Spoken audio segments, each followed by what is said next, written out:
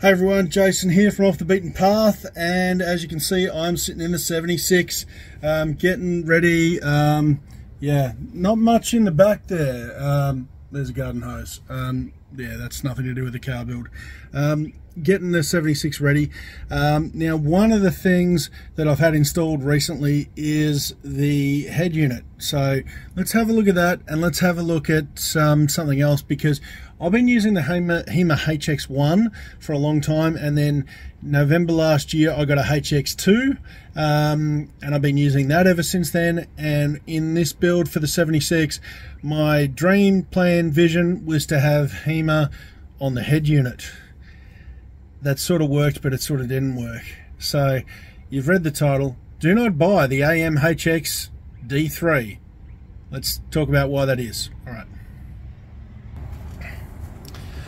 Okay, so that worked more seamlessly than I was expecting.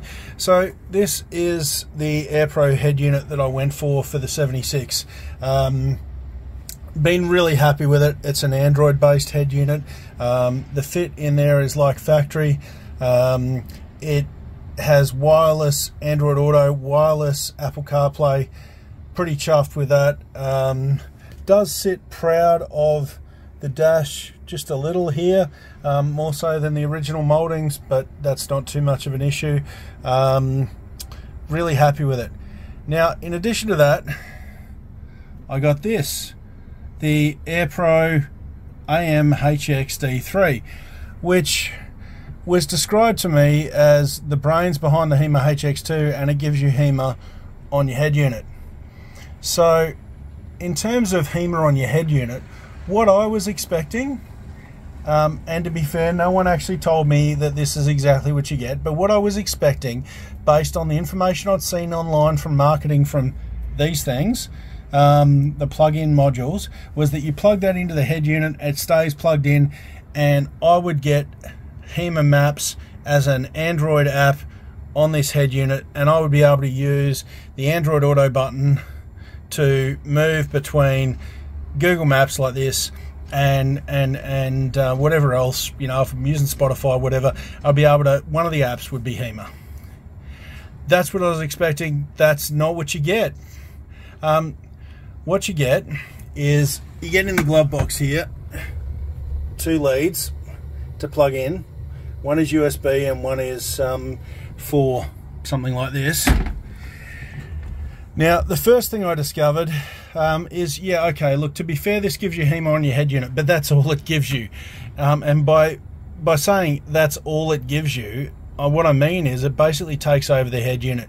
So when you plug this thing into one of those cables in the glove box there, you then have to manually unpair your phone from your head unit and pair it with this thing. So straight away, you lose all the Android Auto functionality for wireless phone calls. Now, you can still make phone calls and use your, you know, your microphone. There's my microphone, and all that sort of thing. It just doesn't work through the Android interface, and you've got to pretty much dial with your phone, which, you know, defeats the whole point of it. The other thing that then does is it runs Hema on your head unit screen, but that's the only thing it does.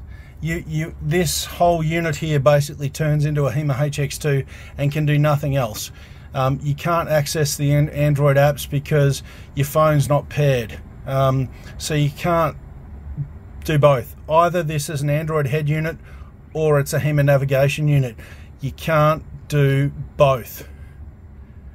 So that's why the thumbnail says don't buy an AMHXD3. Don't buy these. You know, look, maybe for some people's use cases this would be fine, but not for mine. So I thought, once I got this head unit installed, I thought I would be selling my HX2. But no, I won't be selling my HX2. Now, a couple of reasons I wanted to do that is the suction mounts on the windscreen. When it gets really cold in winter, they fall off, temperature changes, condensation on the glass. It just gets annoying, and I don't like having cables hanging all around here. So I was wanting that to be a lot neater. So what am I going to do about this? Well, there it is. that's my solution. Now look, I've only just put this up here. I will neaten this cable up a little, feed it through a bit more, and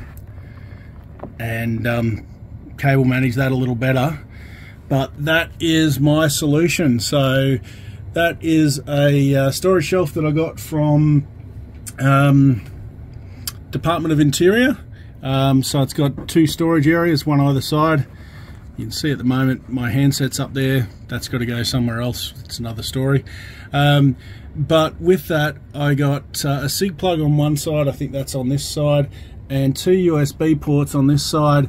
So just in there, you can see the rest of the cabling from the HX2. Yeah, so that is going to be my solution. So now I can just go off-road, touring. So I'm going to be able to have the Hema up there and Android Auto down here, Google Maps, navigation, what have you.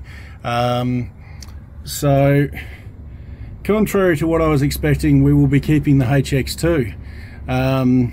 Yes, that's where my office is. I really do live in Albury. So that's is not what I wanted to do, but it is what I have ended up doing. Now, in terms of how I've got that mounted up there, I didn't want to screw in or do any permanent damage to this storage shelf, because it's a really nice bit of kit from Department of Interior. So that is stuck on with Velcro at the moment. Probably that's probably not gonna, yeah, that's probably not gonna work. No, let's not try and do that. But anyway, and I'm not going to pull it off because I've not long just put it up there, and I want the glue to set properly before I try peeling the Velcro off each other. So time will tell, but I think it's there pretty firmly. I think it will stand the test of time in terms of not falling off on rough tracks, but we'll see. I think that it's going to be better than having it suction cupped on the screen. Yeah, so this thing's going to end up on Marketplace on the odd chance that somebody wants one. I think they're about $400 or something. I don't know. Anyway, I'll look into that. But yeah, permanently turning this into a HX2 and then turning it back to an Android, having to pair and unpair my phone, because that's the other thing is, once you've had this thing plugged in and you've been using this, and then you stop using that and you turn it back to an Android head unit, your phone, at least my phone, which is an Android Samsung S22, doesn't automatically repair with your head unit. I had to manually go in and reconnect it the first time. So that's just a pain in the ass. Yeah, we're going with 2 screens. We're going to keep the HX2. So I'm so glad I didn't actually sell that before I got to this point. And yeah, look, loving this little parcel shelf. Yeah, this visor had been modified by the previous owner of the vehicle, so yeah, we might need to get a fresh one to have that sit up there. The one on this side sits up quite nicely. Look, we might even get some Velcro or something to have that sit up a little better. I don't know, maybe a couple of little Velcro dots. Yeah, I think that one's beyond it. So anyway, we'll look into that. But yeah, short video today, guys. Just wanted to show you this head unit and where I'm at with the build on the 76. But yeah, I'm pretty sure with these storage things up the top here, getting the power is an option. And look, I so recommend it. It saved my bacon this time. I didn't know what I was going to use those for. I thought maybe I'd plug in charging cables for the phone or a tablet or something, or maybe my GoPro batteries. I really didn't know what I was going to use them for, but I figured I was better to have them than not. What I will tell you, and this is coming from my auto elect, not from me who wired this up, these A-pillars and the mouldings on the 70 series, there's not a lot of room in behind there for wires to run, let's just say that, apparently. Anyway, yeah, look guys, as always, thanks for watching. I hope you're enjoying these little tidbits of the 76 build. I've certainly been enjoying getting it ready and taking it on its next trip. So thanks for watching. Like this video if you liked it. See you soon.